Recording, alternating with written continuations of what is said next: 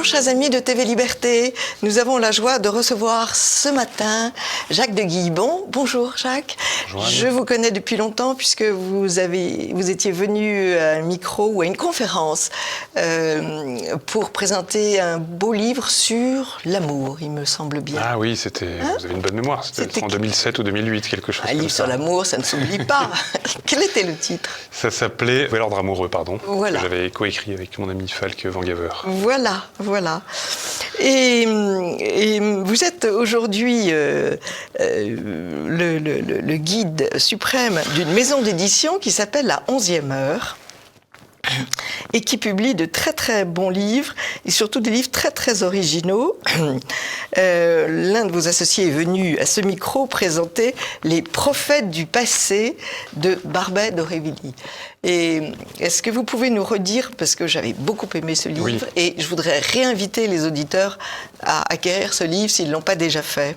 Donc, Les prophètes du passé, c'est un grand classique, si on peut dire, de Jules Barbet d'Aurevilly, Oui. qui est ce dandy 19e, Oui. qui est passé de... mes auditeurs connaissent. Oui, connaissent, voilà. Oui, c'est des gens très cultivés. Très bien.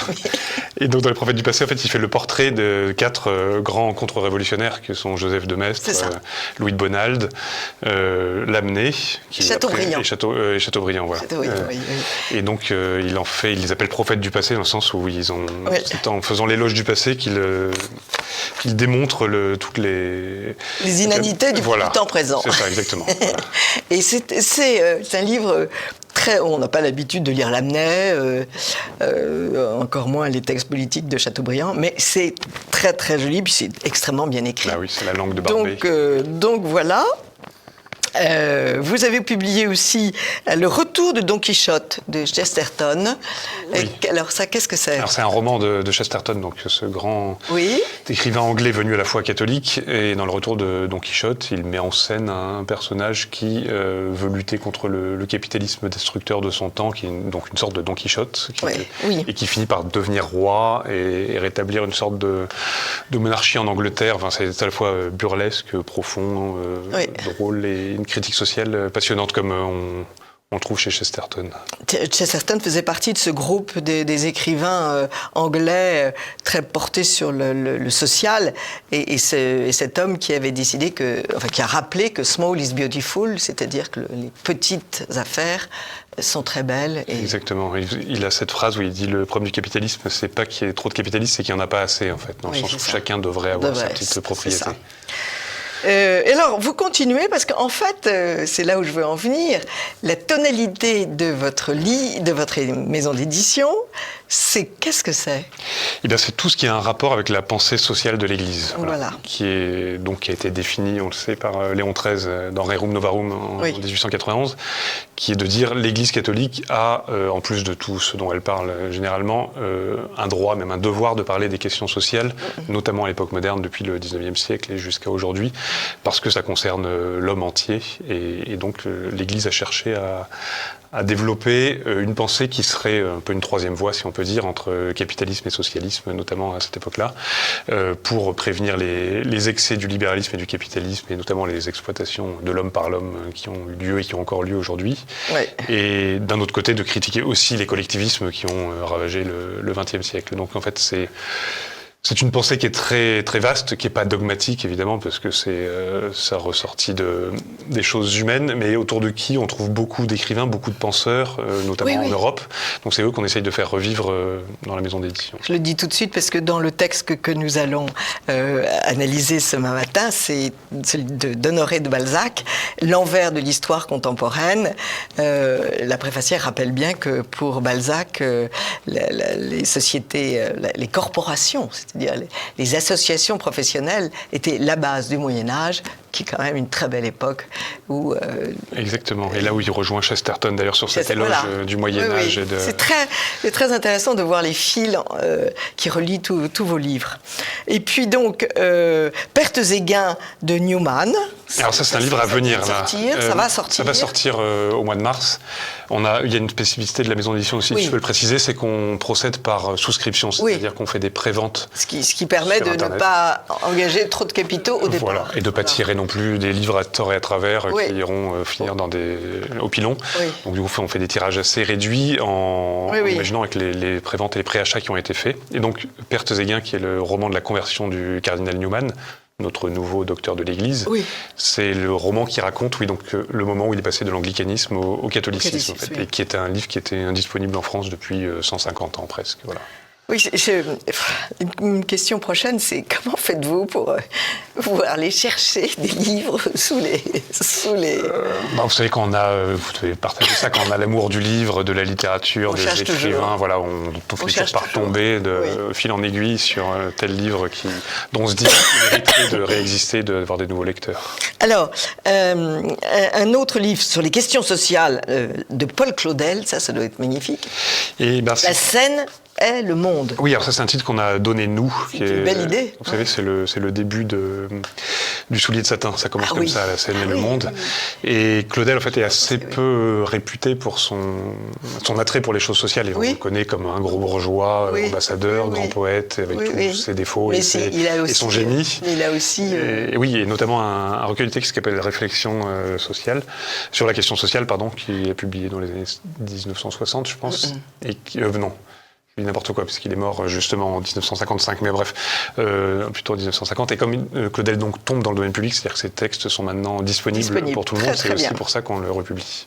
Et enfin, une biographie de Saint Benoît Labre, par Agnès de la Gorce, que je ne connaissais pas, un pauvre qui trouva la joie. Alors Saint Benoît Joseph Labre, c'est un saint qui nous tient particulièrement à cœur, qui est le grand saint français du XVIIIe siècle, qui n'a pas eu beaucoup de saints, malheureusement, ce siècle-là. Et lui est vraiment l'anti-personnage du XVIIIe siècle, c'est-à-dire que c'est un fils de paysan qui, voulant entrer à la trappe, puis chez les Chartreux, n'y arrive pas, et devient un vagabond, volontairement. Et il va vouloir aller jusqu'à Rome. Voilà, il va pèleriner un peu à travers toute l'Europe, et il est pieds nus, et il est réputé pour sentir mauvais, être un clochard, et en même temps être un saint partout où il passe. Voilà, donc c'est un personnage vraiment merveilleux. Merveilleux, absolument. Moi, je ne connaissais que sa toute petite vie par Morissette Vialandru, mais c'était une petite vie pour les enfants. Enfin, voilà ce beau travail de la 11e heure. Alors, la fournée de cette rentrée 2026, et c'est donc Honoré de Balzac, L'envers de l'histoire contemporaine, et Georges Bernanos, Rois et pauvres, qui est une succession de textes qu'on va voir tout à l'heure. Alors, merci, parce que grâce à vous, je me suis rendu compte que je pouvais enfin lire du Balzac, parce qu'en fait, Balzac, c'est un peu comme Proust, c'est beaucoup trop touffu, c'est le monde entier, c'est des éléments juridiques, médicaux, scientifiques, religieux, politiques, machin. Et on ne sait plus. Et en fait, quand on est jeune, on ne rentre pas dedans. Alors que là, l'histoire de Godefroy, c'est quand même très très émouvant et c'est étonnant. Alors d'abord le titre, L'envers de l'histoire contemporaine, ça c'est marrant. Oui, on dirait un titre de complotiste. Oui. En fait. Voilà. Et c'est un peu ça d'ailleurs, Balzac est très féru de complot, et là ça a la particularité d'être un complot pour faire le bien. En fait, voilà. Un complot pour le faire le bien. Mais cela dit, j'ai réalisé que le pauvre Balzac, il s'est offert 3 révolutions. Il naît juste à la fin de la Révolution française, et encore... 99, elle n'est pas finie, 1830 et 1840, 3 révolutions. Et je ne comprenais pas tous ces récits de fortune subite et de ruines extrêmement rapides, mais en fait, c'est le propre des périodes révolutionnaires. Oui, et oui, vous avez raison, toute sa vie se passe dans des révolutions du début à la fin. Et là, c'est 1848, donc c'est le dernier roman qu'il a publié de son vivant, donc très peu de temps avant sa mort et que sa santé se dégrade. Et pourtant, les personnages sont des personnages qui viennent de l'Ancien Régime et qui ont survécu et qui ont traversé justement toutes ces périodes l'histoire se passe 1835, entre 1835 et 1840. D'ailleurs, il y a des problèmes de date dans le livre. Alors, vous justement, c'est le dernier livre de Balzac et ça se sent extraordinairement parce qu'on a un peu l'impression que c'est une sorte de bilan. Alors, Godefroy est un jeune homme, ce qui n'est pas le cas de Balzac, mais Godefroy écrit Bête. Ce qui est le cas de Balzac. Ce qui est le cas de Balzac, qui est endetté à l'état chronique. Parce qu'il ne sait absolument pas... D'abord, il a des goûts de luxe, et ensuite, il ne sait pas garder une somme d'argent, donc c'est la catastrophe. Mais ce personnage est très étonnant. Alors, on ne va pas raconter l'histoire, parce que sinon, ça tue. Moi-même, j'ai été pris au suspense du livre. Alors, d'abord, disons tout de suite, les descriptions extraordinaires, les premières pages sur le quartier de Notre-Dame, la rue du Cloître, le quai de la Tournelle, on a l'impression d'y être, c'est absolument inouï. C'est magnifique, oui, c'est vraiment le génie de Balzac de décrire Paris, et là c'est vraiment le Paris religieux, catholique de Notre-Dame. Oui. Quelle force, absolument. Et alors, ce personnage endetté, qui n'a jamais été heureux en amour non plus, parce que Balzacien, il était fiancé à une jeune fille, mais sa famille a vu qu'il dépensait trop d'argent, donc ils ont tout de suite rompu le mariage. C'était des parents prudents. Il cherche, et tout d'un coup, sur un pont, je crois sur le pont de quai de Tournelle, il va rencontrer quelqu'un qui lui dit « Mais venez mon cher, venez, rendez-vous là ». Et cet endroit est un endroit absolument inouï. Et on a une femme, Madame de la Chantrie, qui a monté, qui a créé une organisation de vraie charité, parce que on va voir que Balzac montre ce qu'est la vraie charité et la fausse charité, la philanthropie, la bienfaisance mondaine. Je fais le bien, donc je suis quelqu'un de bien, mais en fait qui laisse quand même bien des gens dans la mouise. Là, c'est une opération extrêmement savante. Et alors là, on a l'impression que Balzac s'est compté quand il raconte la vie de la Chantrie. Hein, c'est pas lui. Et cette femme, qui a beaucoup souffert dans la vie, a décidé qu'elle ferait le bien. Et c'est une femme dont Godefroy va en quelque sorte tomber amoureux, mais un amour tout à fait platonique, un amour mystique, jusqu'à cette fin étonnante avec cette phrase « C'est ainsi que les anges se vengent ». Oui. On n'en dit pas plus. Ça nous donne l'occasion de voir pas beaucoup de familles, mais enfin 2 ou 3 familles tout de même, dont on voit l'évolution dans la société. Et encore une fois, il y a des faillites effrayantes. Et on voit une pauvreté du jour au lendemain effrayante. Oui. Des gens qui n'ont vraiment pas rien à...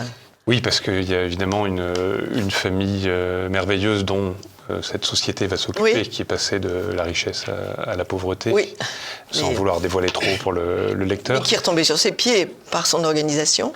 Oui, non, je parlais de la famille dont ils vont s'occuper. Ah là, oui, voilà, la famille, oui. Et notamment, cette pauvreté qui est en plein... Ce qui nous paraît être le cœur de Paris aujourd'hui. Ils sont dans le quartier Montparnasse, Notre-Dame-des-Champs, qui aujourd'hui est un des quartiers les plus riches et les plus huppés de Paris. À cette époque-là, en fait, semble être un faubourg totalement miteux et une sorte de bidonville quasiment. Avec des auberges qui accueillent des gens dans des chambres. Oui. Et à tel point que le personnage n'ose pas s'y promener la nuit de peur d'être agressé et détroussé dans ce quartier-là.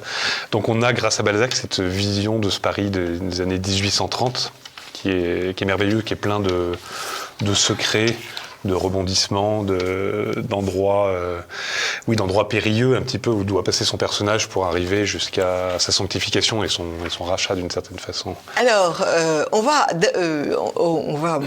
montrer ce que cette association peut faire, et elle va prêter de l'argent à des gens, mais elle met tout l'argent, et les gens de cette association ne se payent pas des sommes astronomiques, comme par exemple l'association des pièces jaunes, dont on a vu qu'elle encaissait 50% du capital pour payer ces salaires de 3 personnes. Ces 3 personnes qui n'avaient d'ailleurs pas besoin de fric par ailleurs, parce qu'ils étaient déjà nantis.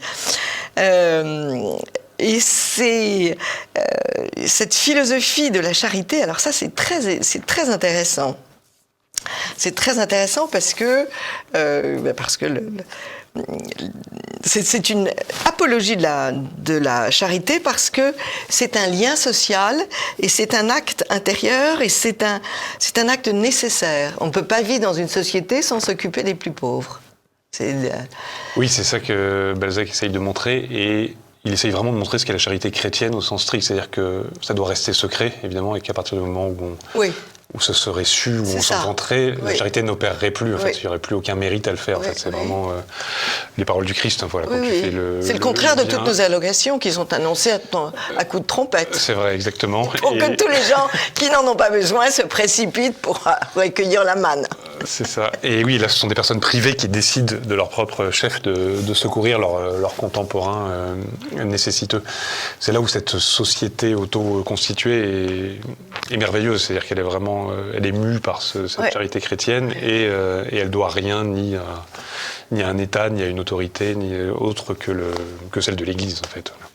C'est la bienfaisance et la philanthropie, c'est l'ombre de la charité pour Balzac. C'est une charité intéressée, faite pour appâter le client et par la propagande, le faire rentrer dans des groupes politiques. Ça, c'est fantastique. Oui, on a l'impression que, comme souvent chez Balzac, c'est écrit il y a 200 ans, mais qu'on le vit en ce moment, en fait. Mais c'est aujourd'hui. Oui. Moi, quand j'avais 20 ans, je donnais des cours d'alphabétisation à Boulogne, en milieu maghrébin, et au bout de 10 jours, je me suis aperçue que j'étais à la CGT. Parce qu'un soir, mes élèves m'ont dit, il faut qu'on aille à la manif. Et je dis, quelle manif? Et on m'a dit, la manif de la CGT. Ah oui, donc vous étiez devenue j'ai retrouvé l'exemple, sans vous en apercevoir. J'ai retrouvé le cas. C'est ça, très, très intéressant. Et alors, l'idée qu'il faut des hommes religieux à de hauts postes, car la religion seule, c'est faire accepter au peuple ses souffrances et le travail constant de la vie. C'est quand même étonnant, ça. Il faut aider les gens à survivre, et donc... Et oui, ces associations. Et il y a besoin, parce qu'elles prodiguent une espérance surnaturelle en plus de des besoins naturels qu'elles viennent satisfaire. C'est les deux, en fait. Ouais. C'est ça qui a toujours voulu être la charité catholique. Une des devises, il y a plein de devises dans ce livre. Transire bene faciendo, c'est-à-dire vous allez au-delà, voir au-delà, tout en faisant le bien. C'est quand même inouï. C'est aller au-delà de ce monde. Et puis une autre, Balzac s'est arrêté chez les Chartreux, et la devise des Chartreux, c'est « Fugge, latte, tace ». Fuis, cache-toi et tais-toi. Oui. Faut que j'aille y faire un tour. Il n'est pas très balzacien d'ailleurs, en fait, comme devise. Mais n'empêche que Balzac l'admire. Mais on est très heureux qu'il ne se soit pas tué d'ailleurs. Oui, non, bien sûr. Alors... Et puis bien sûr cette phrase très connue, nous voulons écrire à la lueur de deux vérités éternelles. Les deux vérités éternelles qui sont la monarchie et la religion. Alors, il y a aussi une critique acerbe de la société. Il faut dire que n'ayant pas réussi à s'y introduire, puisqu'il a toujours été en marge des journalistes, des hommes riches, il n'a pas pu avoir une place. Il est extrêmement acerbe et il est très, très acerbe contre tous les slogans du temps qui promettent la lune et qui ne donnent jamais rien. En fait. Oui, surtout c'est la monarchie de Juillet, donc c'est peut-être le pire régime dans un certain sens, le régime de l'argent, de Guizot, de la plutocratie. Oui, enrichissez-vous. Oui. Voilà, c'est ça, oui. Et avec un roi fantoche là et des idées libérales qui sont aussi destructrices. Donc c'est pour Balzac, je pense que c'est pain béni cette époque-là, en tout cas pour le romancier Balzac. Oui. Pour exercer sa plume. Oui. Il y a un slogan que j'aime beaucoup chez lui, c'est « Nous avons la liberté de mourir de faim, l'égalité de la misère et la fraternité de Caïn. Voilà l'évangile de Ledru-Rollin. » On y est toujours. Exactement. Alors là, c'est plutôt sur ce qu'il appelle les communistes déjà à cette époque-là. Je pense une des premières occurrences du terme, parce que c'est en j'ai été frappé qu'il y avait déjà il parle déjà des communistes, qui semble être un péril montant que Balzac voit déjà. Et on aurait aimé qu'il vécu plus longtemps pour avoir d'autres pages sur... Il est mort à 50 ans. Oui. Le café quotidien 10 fois par jour n'était pas bon. Et oui, il a toujours une santé un peu fragile. Une santé très mauvaise. Et puis, ces folies d'aller dans ses voitures à cheval jusqu'en Pologne pour voir sa bien-aimée Ewanska jusqu'au moment où il n'en pouvait plus. Là, ça l'a achevé. Oui. Ça l'a achevé. Et alors, des propos extrêmement amusants sur le journalisme. Alors, c'est lui qui invente l'expression « gens de lettres ». Oui. Qui est quand même très drôle. En un seul mot. Exactement. Mais il y a un livre où il décrit ça qui s'appelle Monographie de la presse parisienne, que je vous conseille de relire. Qui est merveilleux. On a vraiment, encore une fois, l'impression de voir une description de nos contemporains journalistes et médiatiques, surtout quand on les a fréquentés. On voit vraiment tous les vices et les défauts. Et il fait une classification des journalistes, ceux qui sont profs de tout, alors qu'ils ne savent rien, ceux qui sont spécialistes, etc. Enfin, il y a vraiment une caractérisation qui, encore une fois, même si c'est banal de le dire, 200 ans après, reste vraiment pertinente et réelle. C'est les mêmes personnages aujourd'hui qu'à cette époque-là. Ah oui, il est très, très... Alors, il parle des rhinologues. Oui, voilà. Alors, le rhinologue, c'est merveilleux, ça. J'aime beaucoup. Alors d'abord, le pouvoir de l'argent dans la presse est déjà évidemment bien stigmatisé. Et alors, il parle du vulgarisateur ou rhinologue qui étend une idée, dans un baquet de lieux communs et débite mécaniquement cette effroyable mixion philosophico-littéraire dans des feuilles continues. On a l'impression de le lire, on voit de qui il parle. Et il dit aussi, j'ai plus la citation, mais il dit bien que le journaliste se fait valoir, alors que son métier, c'est pas de se faire valoir, c'est d'abord de donner des informations les plus vraies possibles, les plus utiles possibles, et de faire connaître, puisque c'est une chambre d'écho, un journal, de faire connaître les artistes ou les personnages politiques qui valent la peine. Et ça, c'est aussi d'une grande actualité. Oui, bien sûr. Plus on parle de quelqu'un dans la presse, plus on peut s'imaginer que ça vaut pas tripette. Et ce qui est paradoxal, c'est que Balzac, qui était très ami avec Émile de Girardin, qui a inventé la publicité dans la presse, etc. En fait, donc il était vraiment au cœur de la presse moderne telle qu'elle a été créée à cette époque-là. Vous savez que le château de Villebreu était la propriété d'Émile de Girardin. Ah oui, mais ça ne m'étonne pas. Voilà. Et que le marquis de Villepreux était un homme, je ne sais plus s'il était marquis ou s'il était comte, je ne sais plus, mais en tout cas, il avait à cœur de partager ce château avec tous les gens qui ont fait des salons du livre merveilleux. Je ne sais pas si vous y êtes déjà allé. Oui, je suis déjà allé, oui. C'était quand même très très bien. Alors... Et il le dit aussi, notre temps, c'est les ruines. C'est l'histoire de notre temps, c'est les ruines. Vous êtes au milieu des débris d'une grande tempête, un ouragan de 40 années qui a renversé la royauté, la religion et dispersé les éléments de ce qui faisait la vieille France. Oui. On y est toujours. On y est toujours. Ils sont toujours en train de casser. Oui, ça veut dire qu'il y avait beaucoup de choses à casser d'ailleurs, donc c'est très très résistant quand même. Ils n'y arriveront jamais parce qu'il y a quand même... il faudrait qu'ils achètent beaucoup de pioches pour détruire toutes les églises, tous les châteaux. Ça va être très très dur. Oui, heureusement. Dieu merci. Dieu merci. Mais oui, c'est ça, le personnage de Balzac, là, c'est vraiment... c'est un peu son testament, comme vous le disiez, de cette façon, parce que c'est des personnages qui ont traversé tous les régimes depuis l'Ancien Régime jusqu'à 1848 et qui ont vu ces effondrements successifs, c'est quand même, ces fortunes montées, l'Empire qui chute, enfin c'est... En dehors de l'époque de la chouannerie, il y a un petit passage sur les chouans qui est assez étonnant aussi. C'est une époque terrible, vraiment terrible. Terrifiante, oui. Et oui, sur les Chouans, c'est étonnant parce que Les Chouans étant le premier roman que Balzac a publié sous son nom, en 1830, là, celui-là, il reprend ces Chouans, ça fait un peu comme une histoire circulaire, il clôt en fait son histoire de Chouan. On sent, si vous voulez, un homme qui raconte, bien sûr, mais on sent un homme qui a atteint une certaine sagesse, qui qui aspire au salut. Qui aspire au salut, qui dit c'est Dieu lui-même qui nous parle lorsqu'il nous vient une bonne pensée. C'est joli. Oui, on dirait presque la comtesse de Ségur. En fait, c'est étonnant parce que c'est un Balzac qu'on nous décrit assez peu quand on l'apprend à l'école ou à l'université. L'époque républicaine ne va pas nous vendre un écrivain chrétien. Il ne faut quand même pas rêver. Alors que pourtant c'est le cas en fait. Pas rêver. Oui, mais regardez pourquoi certains écrivains ne sont jamais cités et d'autres... c'est tout. L'école républicaine fait un tri très très rigoureux. Voilà, l'envers de l'histoire contemporaine, et ce titre est excellent, ça c'est lui, il l'a choisi, et vraiment, c'est aussi un peu l'envers de notre histoire à nous, ça continue. Oui, c'est toujours contemporain. On est toujours dans une époque révolutionnaire, d'ailleurs Vincent Peillon l'a dit, la révolution n'est pas terminée. C'est vrai. Donc... il faut continuer à la faire. Voilà.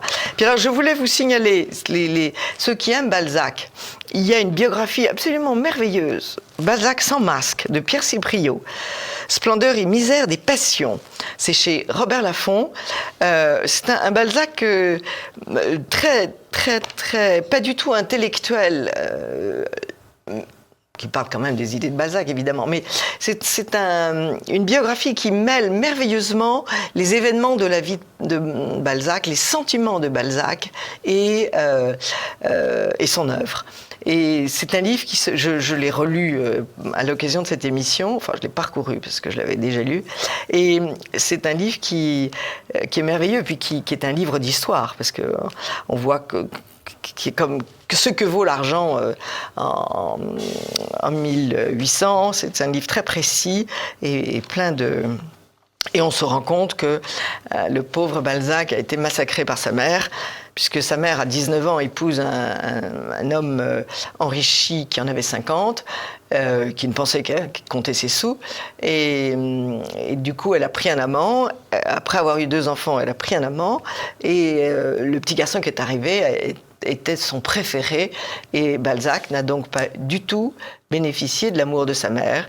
Et cela explique un certain nombre cette recherche de Balzac des femmes d'un certain âge, des recherches des mères en fait. Et ça a été une vie plutôt dure. Et le fait qu'il ait jamais eu d'enfant aussi, Et le fait qu'il ait jamais eu d'enfant. C'est quelque chose qui manque dans sa vie en fait. Bien sûr. Et d'ailleurs dans ses livres c'est assez... Bien sûr. Quand on n'a pas de femme, on n'a pas d'enfant. Oui. C'est un package, comme on dit. Il y a aussi un livre très marrant de René Benjamin. Alors René Benjamin a fait une biographie de Balzac qui est aussi très très jolie, très très fine, très rapide. Pas du tout le livre complet de Pierre Cipriot. Mais il a eu aussi l'idée de faire une pièce en 7 actes, mettant en scène toutes les femmes que Balzac a aimées, et avec un Balzac, personnage central des dialogues. C'est très très intéressant, et je l'ai beaucoup aimé. C'est une pièce à monter qui n'a jamais été montée. Elle devait l'être, et puis je ne sais plus quel événement est arrivé, et du coup... la pièce n'a pas été montée. Alors, venons-en maintenant à Georges Bernanos, Rois et pauvres. C'est un joli titre. Alors, ce sont des textes choisis que vous avez choisis. Oui. Alors, il faut rappeler que... Alors ça, expliquez-nous, ce sont des textes, comment vous les avez choisis? Toujours avec votre... On les a choisis, optique, oui, voilà, de pensée sociale, en fait, voilà, d'essayer de prendre des textes de Bernanos qui sont tous des textes venus de ses essais ou d'articles, donc il n'y a pas d'extrait de romans ou de sa fiction, qui sont tous très connus par ailleurs. Donc là, c'était un peu d'essayer de reprendre des textes, toute la vie de Bernanos, c'est à partir de 1910, c'est-à-dire quand il est tout jeune, qu'il a à peine 20 ans, jusqu'à sa mort en 1948, et qui, chacun donne un peu un extrait de l'état d'esprit, de sa pensée, en fait, pendant toute cette période-là, parce que Bernanos, c'est quelqu'un qui a quand même beaucoup évolué, tout en restant...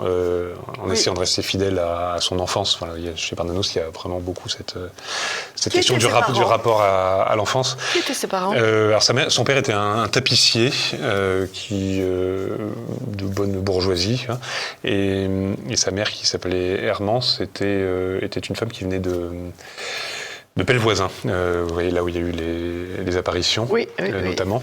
Oui. Et ils étaient établis, ils s'étaient acheté une grosse maison dans l'Artois, d'où la présence de l'Artois dans les romans de Bernanos, Sous le soleil de Satan et dans le journal d'un curé de campagne, où ils avaient une magnifique maison, en tout cas que Bernanos décrit comme magnifique, où ils accueillaient tous les dimanches tous les pauvres de la paroisse. Et Bernanos raconte qu'il voit son père enlever son chapeau devant les pauvres et dire, quand il voyait une file s'allonger, dire les affaires reprennent enfin, voilà, et de tous les servir, et lui enfant devant. Ça explique beaucoup de choses. Oui, voilà, donc il a cette vision peut-être fantasmée, je ne sais pas, idéalisée de son père, mais en tout cas de cette personne qui, encore une fois, par charité chrétienne, servait les pauvres du coin.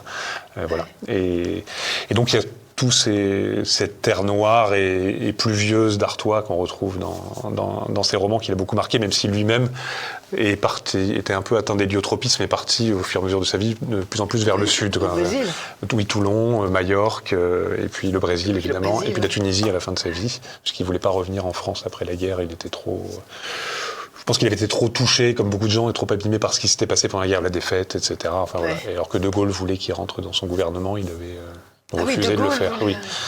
De Gaulle était un grand lecteur de Bernanos. Enfin, ils avaient une admiration l'un pour l'autre, mais Bernanos ne voulait pas se... Ça ne m'étonne pas. Dans votre bouche, je ne sais pas si c'est un compliment. Mais alors, voilà, je sais que, vous avez tout senti. Que vous avez des réticences sur Bernanos, mais c'est... C'est-à-dire que... alors moi j'aime beaucoup les pamphlets, hein. Rassurez-vous, je suis très éprise des pamphlets, je suis capable d'en écrire 10 lignes seulement, mais j'aime bien les pamphlets. Mais là, c'est très choquant. Le Noël à la Maison de France, jamais, jamais, jamais nous ne nous lasserons d'offenser les imbéciles. Et ça continue, jamais, jamais nous nous désintéresserons tout à fait de ces faces rondes, éclatantes de sécurité, de contentement de soi, d'égoïsme candide, de bêtises tranquilles et confortables, qui nous prêchent à leur insu la nécessité des vertus héroïques, la parfaite convenance, l'opportunité, que dis-je, l'exceptionnelle urgence de toutes les folies de l'honneur. Est-ce que c'était bien le moment de faire cette tirade contre les gens attachés à l'honneur ? C'est curieux, j'ai du mal. En fait, c'est un texte Noël à la Maison de France, c'est un texte qu'il a écrit en 1828. Ah oui, c'est très tôt, oui. Oui, en hommage, c'est juste après Sous le soleil de Satan, donc il est devenu un écrivain catholique très célèbre et très lu. Et c'est un petit texte qu'il écrit en l'honneur de la Maison de France, la Maison d'Orléans, à cette époque-là. On ne va pas rentrer dans les débats orléanistes légitimistes, mais voilà. Non, et donc rentrons pas. Et il parle beaucoup du dauphin de l'époque, qui est le comte de Paris. Le général comte de Paris, dans lequel il voit peut-être une relève possible et un héritier. Voilà. Et donc c'est un petit texte qu'il écrit pour ce Noël qui se passe à la Maison de France, où il essaie d'imaginer quel honneur en fait il faudrait choisir après la guerre de 14 qu'il a beaucoup marqué. Lui, comme ses contemporains, il l'a faite. Lui, il l'a vu. Il l'a faite. Oui, il l'a faite. Il a vu tous ses amis mourir, etc. Et il a vu aussi les défauts de ce nationalisme à outrance, ce suicide de l'Europe que ça a causé, et il essaye de retrouver ce que lui pensait être l'honneur français, qui est plus celui de Jeanne d'Arc, de Bayard et des choses comme ça, contre le faux honneur cocardier des républicains vainqueurs de 18. En fait, il y a ça aussi, il faut lire aussi comme ça. Alors cette violence serait l'expression d'une souffrance, comme toujours. Oui. Si Céline est violente, c'est que. Oui, voilà, c'est un peu la même. C'est qu'il avait une grosse souffrance. D'ailleurs, ils étaient des grands lecteurs l'un de l'autre, en fait. Ils sont assez parallèles là-dessus. Oui. Et Bernanos avait une grande admiration pour Céline. Et je pense que chez Céline aussi, il doit y avoir même si chez Céline, il n'y a pas cette mystique, ou cette vision des âmes qu'il y a chez Bernanos. Mais quand Bernanos traite les gens d'imbéciles, en fait, il lui arrive de se traiter lui-même d'imbécile dans ses livres. Donc il se met dedans aussi. L'imbécile, c'est plutôt la mauvaise partie de nous-mêmes, celle qui va nous faire aller vers le confort, vers la bourgeoisie, et vers l'oubli, justement, de ce qu'est la foi, de ce qu'est l'honneur, et de ce qu'est, en fait, ce qui garde lui aussi du Moyen-Âge ou de l'Ancien Régime ou des rois de France comme protecteur des pauvres. C'est pour ça qu'on a choisi de le titrer Rois et pauvres, parce que pour lui, il y a vraiment il y a le roi qui est cette incarnation où le pouvoir, l'amour divin descend, ce roi très chrétien, pas n'importe quel roi évidemment. Et non, il ne faut pas que ça soit un roi fasciste. Pas que ce soit un pouvoir fort, parce que ça c'est vilain caca. Et ce roi qui est protecteur des pauvres, voilà, qui est l'arbitre, etc. Et c'est pour ça qu'on a mis aussi au début quelques articles des Bernanos tout jeunes qui étaient... Oui, ça c'était très intéressant. Qui sont un peu des pièces de curiosité, mais qui étaient inédits qu'on a retrouvés en fait, dans des archives qui n'avaient pas été republiées pour certains depuis 1910, où il fait des descriptions de Paris noyé en 1910 sous la crue de la Seine, et où il en profite pour faire encore une fois l'apologie des rois de France qui se battaient contre la Seine et qui essayaient de soigner les pauvres de leur époque. Voilà. Bien sûr, et pourquoi, enfin, j'ai une partie de la réponse, mais j'aimerais entendre votre réponse. Pourquoi est-ce qu'il a écrit ce texte contre l'engagement des certains derrière Franco pendant la guerre d'Espagne? Pourquoi est-ce qu'il dit que le mal c'est Franco et que les rouges c'est vraiment le bien? Non, c'est plus mesuré. C'est parce qu'en fait il vit à cette époque-là au Baléares à Majorque, justement, donc il est aux premières loges et il voit les évêques de Majorque bénir des soldats qui vont tuer leurs frères en fait sans autre forme de procès. Et il ne nie pas que depuis longtemps l'habitude. Il ne nie pas que ça arrive pas dans l'autre sens. D'ailleurs son fils aîné est tué. Était engagé dans les phalanges. Son fils a été tué. Oui. Et donc en fait, il voit très bien le mal qui est du côté communiste aussi, etc. Ouais. Mais ce qui l'exaspère, c'est que les franquistes se recommandent de l'Église et du Christ et de la charité chrétienne, en fait, pour commettre dans une guerre civile. Mais enfin, si les franquistes n'avaient pas gagné, c'était le communisme et c'était l'éradication du christianisme. C'est ça, mais il dit pas qui doit gagner dans les deux cas. Il essaye d'expliquer qu'on ne peut pas se revendiquer de Jésus pour aller massacrer son frère, surtout dans une guerre civile qui est, comme on le sait, atroce. Oui, enfin, je crois qu'il y a des crimes des deux côtés. Qui a parlé de la défense utile, de la guerre utile? C'est Saint-Augustin, non? C'est Saint-Thomas. Saint-Thomas. Alors après, c'est quelque chose qui est une controverse dans l'Église, si on peut dire. En fait, voilà, la guerre juste, c'est toujours compliqué de savoir à quel moment elle est juste, etc. Je vous l'accorde, mais c'est vrai que ça m'a beaucoup choqué chez Bernanos. Le futur Pie XII, qui était à l'époque nonce Pacelli, lisant Les Grands Cimetières sous la Lune, donc ce livre-là, dit à cette phrase merveilleuse, il dit ça brûle, mais ça éclaire, en fait. Voilà. Et c'est une très belle phrase, je trouvais. Ça brûle évidemment parce que oui, en tant que catholique. Nationaliste ou de droite, on peut se sentir insulté par Bernanos, mais pour lui, il essaye de sauver en fait quand même l'honneur du christianisme en disant. C'est-à-dire que vous pouvez pas vous revendiquer. Je pense aux milliers de prêtres et de religieuses qui ont été tués, violés, massacrés, les cadavres qui ont été sortis sortis de leur tombe, les tombes de machin. Bien sûr. Bon, mais c'est vrai que moi j'ai une mauvaise lecture. Il le nie pas non plus. L'histoire de la guerre d'Espagne de Brasiliac, alors évidemment je suis. Mais il y a les deux. Et d'ailleurs, il y a une très belle lettre de Simone Veil à Bernanos de cette époque-là où elle lui explique comment elle, s'engageant derrière les anarchistes, voit la même chose que lui voit du côté catholique. C'est-à-dire qu'elle est dégoûtée elle aussi parce que ce que fait son camp, enfin son camp premier. C'est vrai que Simone Veil. En fait, ils se rejoignent là-dessus pour dénoncer chacun les horreurs de leur propre camp, en fait. Voilà. Mais la guerre n'est pas c'est pas un ballet de cour. Hein. Non, mais surtout une guerre civile, je pense. Les pires, ça c'est une réflexion de Monterland. La guerre civile la plus horrible. Et alors, quel est le texte que vous aimez le plus, que vous pensez le plus...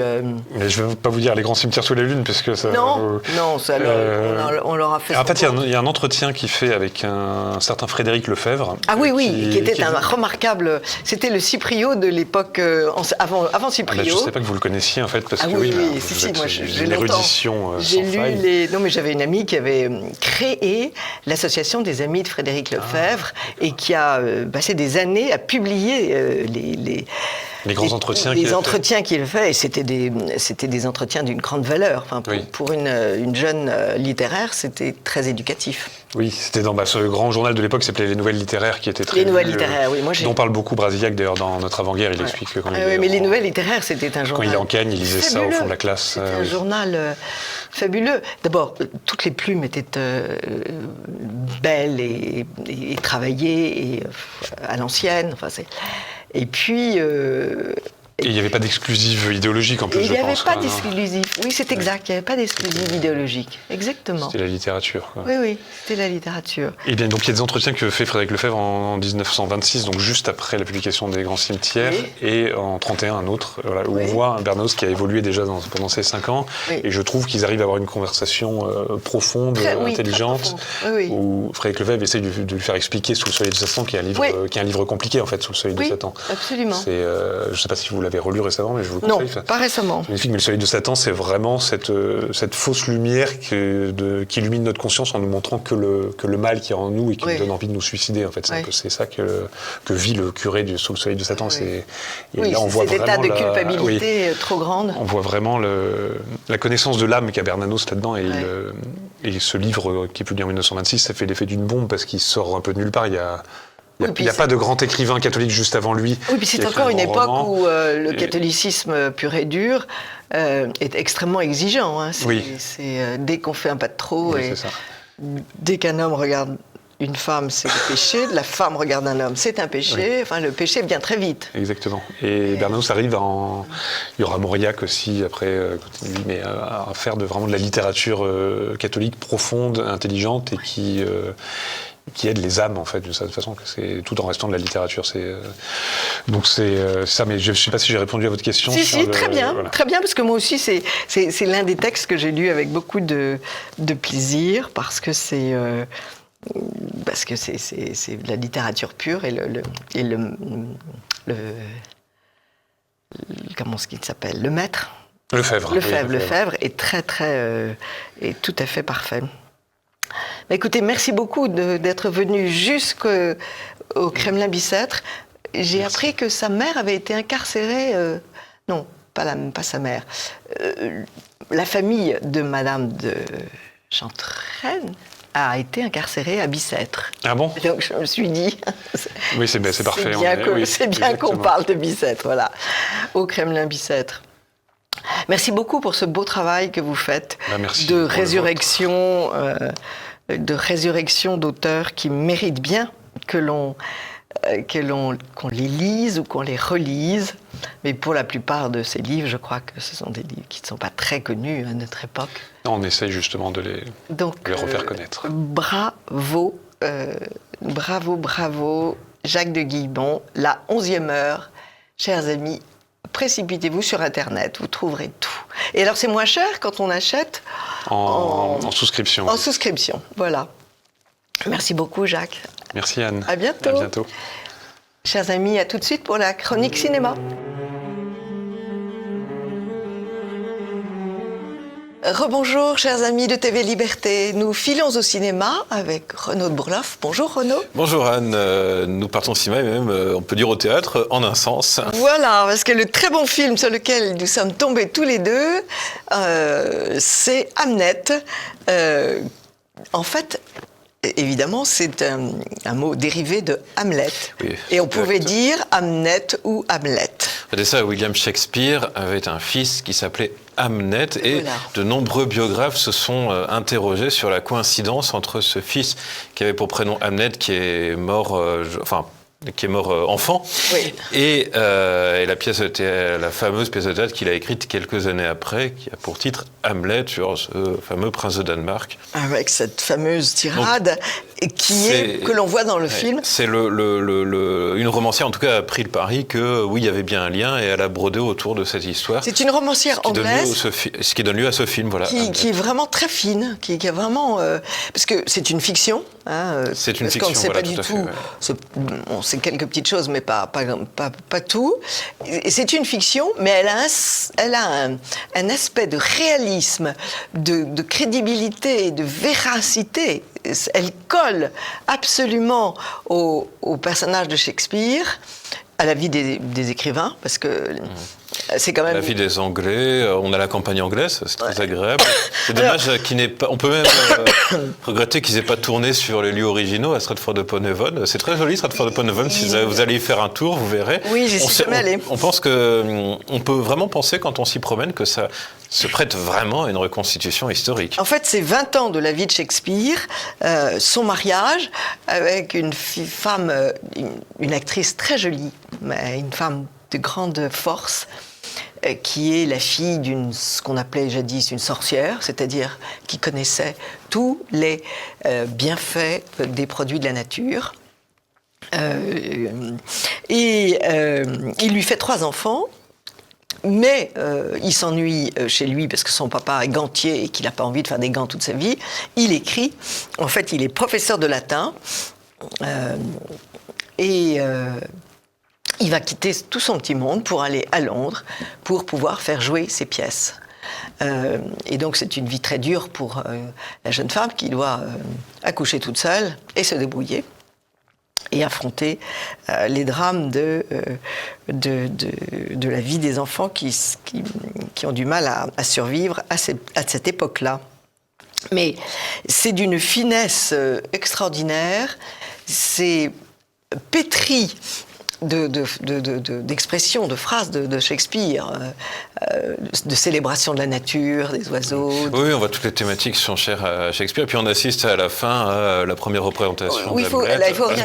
Oui, bon, c'est pas grave si on raconte. On a le dialogue, être ou ne pas être, et c'est vraiment, c'est un très joli livre qui est dur, parce que la vie de ce couple n'a pas été facile, mais il y a des moments extrêmement heureux, merveilleux. Et puis, le grand artiste est né, et ses pièces sont jouées. C'est vraiment une très jolie réussite d'une réalisatrice qui s'appelle Chloé Zhao, qui semble d'Extrême-Orient. Je ne sais pas de quelle origine elle a, mais c'est vraiment très, très fin. Très fin. Et alors, un autre film, Le Chant des forêts, c'est par le même réalisateur que La Panthère des neiges. Et c'est une sorte de promenade dans la forêt. Le réalisateur a filmé son père et son fils se promenant dans la forêt. La Panthère des neiges était une très belle réussite, je crois. C'était d'après un texte de Sylvain Tesson. Et là, c'est son texte derrière, mais voilà. J'irai voir, mais il n'est pas encore sorti, La Grazia, parce que c'est un film italien, et que les films italiens, il faut leur accorder toute leur importance. Ce n'est pas encore sorti. Et puis bon, il y a sur les écrans, il y a Nuremberg. Vous êtes allé voir Nuremberg ? Je n'y suis pas encore allé. Oui, ben, moi, je n'irai pas. Quand on soulignera en bas à la fin du film qu'ils avaient oublié le massacre de Katyn, j'irai, mais pas avant, c'est pas de mal la veille. Est-ce qu'il y a des films qui racontent ça ? Enfin, vous savez, l'un n'empêche pas l'autre, bien sûr. Mais ça, je veux dire, on a exactement la même version depuis 10 ans, c'est pas possible. Les recherches historiques ont fait découvrir d'autres choses, donc ils peuvent pas répéter un film qui a déjà 60 ans, 70 ans.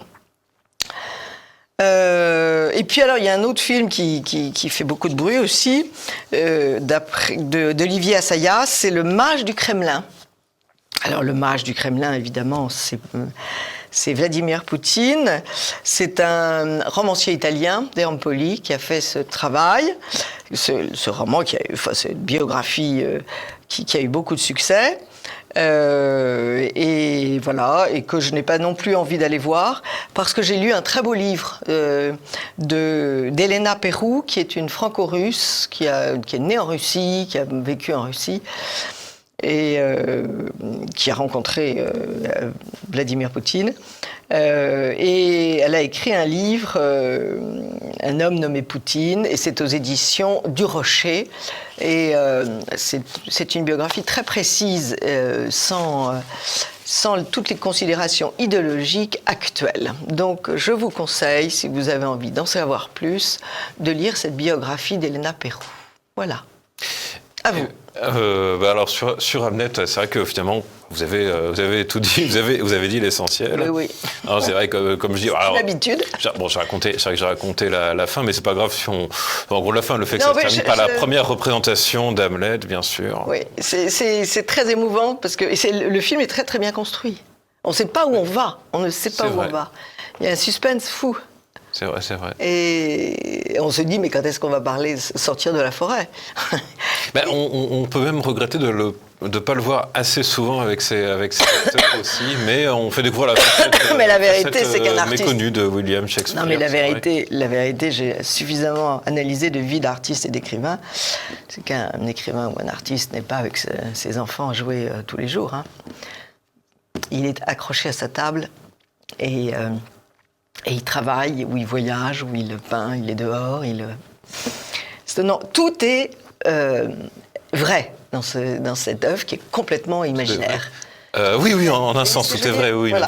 même si c'est forcément romancé, parce qu'il y a forcément l'imagination qui... Alors, vous vouliez nous parler d'Alexandre Dumas. Voilà, retour en France avec Alexandre Dumas et le Comte de Monte Cristo. Ça aussi, c'est une nouveauté, hein. Non pas... Tous les ans, on a un Alexandre Dumas. Et tous les ans, on a encore le Comte de Monte Cristo. Et bien, cette fois-ci, cette série télévisée qui a été diffusée à la fin de l'année, à la fin de l'année 2025, était très, très réussi. C'est une adaptation fidèle, vraiment, au roman. Un très bon casting. On a alors un certain Sam Claflin, un acteur britannique dans le rôle d'Edmond Dantès. Bon, il est peu connu en France. Il est très crédible, aussi bien Dantès d'ailleurs au début, quand il a une vingtaine d'années, que lorsqu'il sort de prison, lorsqu'il sort du château d'If. Il est crédible dans toutes ses émotions, sa colère, sa déception, son désir de vengeance, ses sentiments comme l'amour aussi. Très bonne interprétation. On retrouve vraiment le Edmond Dantès du roman, et c'est valable d'ailleurs pour l'ensemble du casting. Anna Girardot, une Française, qui joue Mercedes, très bonne aussi. Toute la galerie de personnages du Comte de Monte Cristo, je trouvais, est campée par des comédiens qui vraiment rentrent dans leur personnage.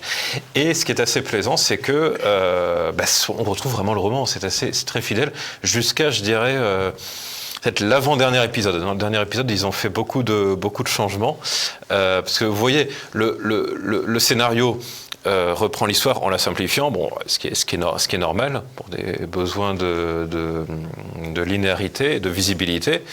Ce qui est dommage, c'est que dans le dernier épisode, ils ont voulu peut-être donner un peu leur propre fin, vous voyez, parce que pour moi, dans le roman, vous voyez, il y avait un morceau d'anthologie, c'est la confrontation finale entre Dantès et Danglars, près de Rome. Ces apostrophes de Dantès à son vieil ennemi, qui est magnifique, qu'on aimerait voir au cinéma, à la télévision ou au théâtre. On se dit que Alexandre Dumas, il faisait avec ce qu'il avait à l'époque, en écrivant des romans, mais on se dit sur la scène d'un théâtre, ce serait magnifique. D'ailleurs, Alexandre Dumas a fait jouer on le sait peu, mais il a fait jouer le Comte de Monte Cristo au théâtre. Je pense que cette scène finale devait être au théâtre magnifique. Très belle, oui. Enfin, scène finale parmi les scènes de la fin, j'entends. Et on aurait aimé la voir à la télévision, donc on est un tout petit peu déçus dans le dernier épisode de voir une fin un peu différente. Et Renaud, vous vouliez nous parler aussi des bons films qui ont représenté Shakespeare. Ah oui, très bien. Bon, alors, laissons Retour en arrière. Laissons notre ami Edmond Dantès de côté et retournons un petit peu en Angleterre. Alors oui, vous savez que Shakespeare a été un des auteurs les plus adaptés au cinéma, avec Alexandre Dumas d'ailleurs. Dès le début du cinéma, on commençait à s'intéresser à Shakespeare. Vous savez, l'un des premiers cinéastes qui s'appelait Clément Maurice, qui faisait des petits courts-métrages de quelques minutes. En 1902, il a notamment fait La Ballade du duel de Cyrano, avec Coquelin, le premier Cyrano de Bergerac. Il a aussi fait, on le sait moins, le duel d'Hamlet. Donc ça dure 2 minutes, je crois. Oui, ça dure 2 minutes, voilà, on peut le trouver sur Internet. On y voit Sarah Bernhardt qui joue le rôle d'Hamlet dans le duel final où, vous savez, Hamlet meurt sous les coups de l'épée empoisonnée. Et ce qu'on ne voit pas dans le court-métrage, c'est bien sûr quand il va retourner, évidemment, l'épée empoisonnée face à l'infâme roi Félon, avec la fameuse réplique « Poison, fais ton œuvre ». Et puis après, bien sûr, il y aura évidemment les longs métrages qui Et vous disiez qu'il y avait un très beau Mel Gibson. Exactement. Un Hamlet avec Mel Gibson. Exactement, dans la version de Franco Zeffirelli. Parce que tout le monde a en tête, quand on parle d'Hamlet, tout le monde pense au film de Laurence Olivier, qui est un très bon film de blanc. Évidemment. Zeffirelli, un des plus grands... Il n'y a plus rien à dire après. Vous avez très bien dit, un des plus grands cinéastes du monde, on peut dire ça comme ça. Et effectivement, avec son Hamlet, qui n'est pas son œuvre la plus connue, il a donné à Mel Gibson peut-être son plus grand rôle. Et Mel Gibson est vraiment époustouflant, notamment dans la fameuse tirade du « to be or not to be ». Très bien. Là, Mel Gibson est vraiment rentré dans la peau du personnage Hamlet comme, je pense, aucun autre acteur ne l'avait fait. Là, j'ai pas vu de version qui soit au même niveau. C'est bien, parfait. Eh bien, on a vite balayé. Ça a passé très vite avec vous, Renaud. À très vite. À très vite. On va voir tous ces... J'ai oublié de dire que Hamlet a eu une récompense dans la cérémonie des Golden Globes. Exact. Golden... Les Golden Globes, oui. Voilà. Oui, c'est ça, le Golden Globe. Oui, c'est ça. Bah, vous aviez. Donc il a été primé. Tout à fait. Voilà. Hamnet. Merci beaucoup, Renaud. Merci beaucoup, Anne. À bientôt. Chers amis, à très vite.